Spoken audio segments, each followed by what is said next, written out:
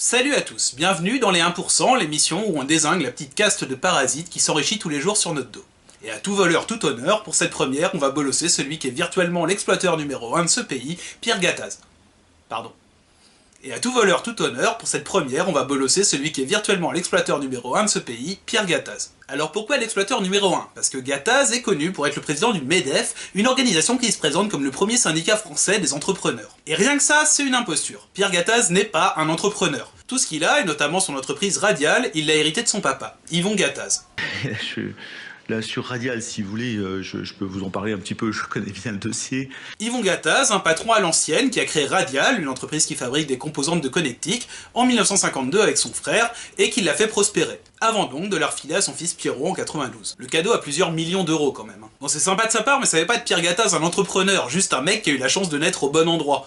D'ailleurs, même son titre de président du MEDEF, on pourrait dire que Gattaz l'a hérité de son papa qui occupait le poste dans les années 80. Parce que dans le monde merveilleux des parasites, on vante certes le travail et le mérite individuel, mais en vrai, souvent, on hérite de la fortune de papa-maman sans en foutre une rame. Alors là, pour le coup, on a rien branlé. Je connais bien le dossier. Comme quoi, si les privilèges sont censés être abolis depuis le 4 août 1789, visiblement, il y en a qui sont passés à travers les gouttes. Quelqu'un va avoir la tête coupée!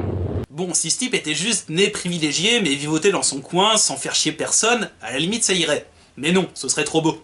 Parce qu'en plus de ça, c'est aussi un putain d'escroc, mais genre qui ferait passer DiCaprio dans Attrape-moi si tu peux pour un amateur. En 2015, il avait promis que les entreprises françaises créeraient 1 million d'emplois grâce au CICE, un crédit d'impôt pour les entreprises mis en place par le gouvernement un an plus tôt. Bien sûr, Radial a pas créé un seul emploi, mais pourtant a touché 876 000 balles de CICE, en plus d'autres crédits d'impôt. C'est un objectif de créer 1 million d'emplois. Moi, j'ai jamais promis 1 million d'emplois. Et si vous voulez, 1 million d'emplois, c'est pas suffisant. Et on peut le faire. Je ne suis jamais engagé. Je ne peux pas m'engager à créer 1 million d'emplois. Il faut créer 2 millions d'emplois. Il faudrait faire 3 millions d'emplois. Je ne sais pas du tout d'où sort ce document. Je l'ai trouvé sur medef.com. Non, Je connais bien le dossier.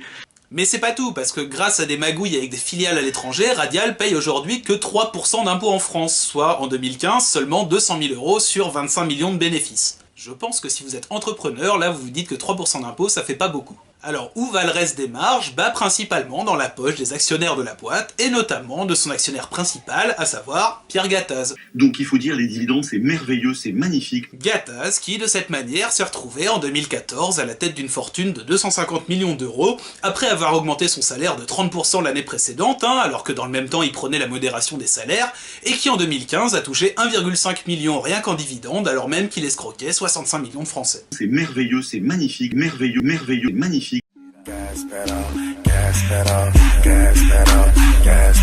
Ce qui ne l'empêche pas aujourd'hui de demander la suppression de l'impôt sur la fortune, parce que évidemment, être multimillionnaire après être né riche, avoir menti à tout le monde et avoir légalement escroqué tout le monde, c'est quand même pas facile. No one knows what it's like to be the bad man. Donc voilà, toi le petit entrepreneur qui te lève à 5h du mat et qui bosse 12 heures par jour avec tes 3 salariés pour ramener 1500 balles à la maison à la fin du mois une fois payé les traites, si tu te sens représenté par ça, bah t'es bizarre quand même. Mais si le fait de voir la photo de Gattaz associée au mot entrepreneur te fait te dire qu'il y a quand même un truc qui déconne, tu peux partager cette vidéo autour de toi. Quant à Gattaz, il a récemment déclaré lors d'un voyage en Chine qu'il était heureux d'être là-bas comparé à la France qui était un pays communiste. Eh bah Pierre, ça tiendrait qu'à moi, tu y serais déjà en Chine. Par contre tes usines, elles resteraient ici, parce que les mecs qui bossent dedans, je crois pas qu'ils aient besoin de toi pour les faire tourner. Et si par hasard tu décidais de revenir, je suis sûr qu'il y aurait une place qui t'attendrait derrière une machine, au moins tu pourrais parler du travail en sachant ce que c'est. Allez, nous on va s'arrêter là, la prochaine fois on parlera de gens sans qui on serait grave dans la merde. D'ici là, salut aux 99% d'entre vous.